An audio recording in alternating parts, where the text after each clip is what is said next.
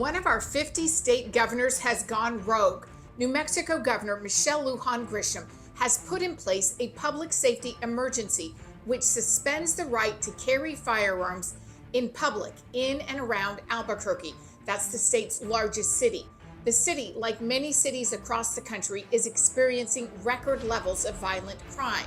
But rather than crack down on criminals, this governor wants to crack down on law-abiding citizens. There can be no doubt that this is unconstitutional.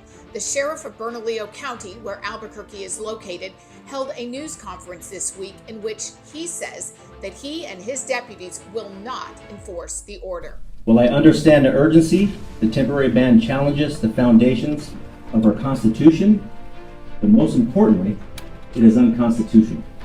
My oath was to protect the Constitution, and that is what I will do.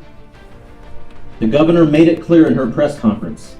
She knew we as law enforcement did not agree with the order, and as a result, this was solely her decision. Other than this ban being unconstitutional, here are other reasons why I will not enforce the order. One, what many forget, is I have enough violence here in Bernalillo County. I do not want to have political violence towards my deputies or here in Bernalillo County. My job is to keep the peace and to make sure that the citizens of Bernalillo County are safe, and I do not believe that this order will help me do so. I'm a law enforcement professional.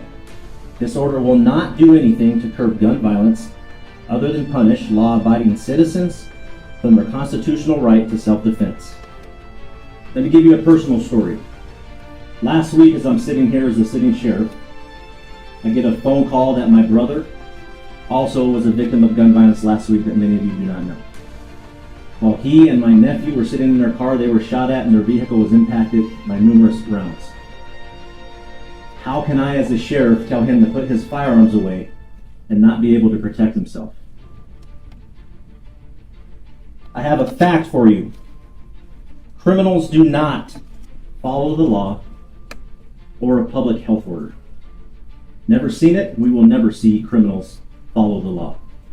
Once again, this only punishes law-abiding citizens. I hold my standards high, and I do not or never will hedge on what is right. And I take my oath seriously. In reference to concealed carry and open carry, the Bernalillo County Sheriff's Office will not enforce this segment of the order. Is there a realistic way to enforce this order? No, there is not, because we'll cut that conversation off because it's unconstitutional. So there's no way we could enforce that order. Or this ban does nothing to curb gun violence. We're taking away firearms for law-abiding citizens in Bernalillo County, which is extremely violent. How do they protect themselves? That's their constitutional right to bear arms and to be able to defend themselves. That's why I gave a personal story of my brother. How do I call my brother and tell him, you can't carry a firearm, but don't worry, because your brother's the sheriff, he's got you? That's not true. I'm delayed in my response. What does he do when something is rapidly evolving to protect himself? I can't have two 16-year-olds charged with a firearm using the commission of a homicide or something else, and we have a problem that they might be out on an ankle bracelet and being released to their parents.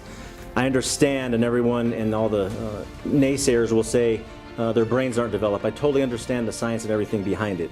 But then again, like I've been stressing so much with violent repeat offenders, I cannot have even juveniles in our community threatening and killing our community. We can't stop saying some people need to stay in jail that are violent when they're hurting the community, and we know for a fact that they're going to go back into the community and they're going to recommit the same crime over and over again, and eventually and unfortunately it leads to a homicide.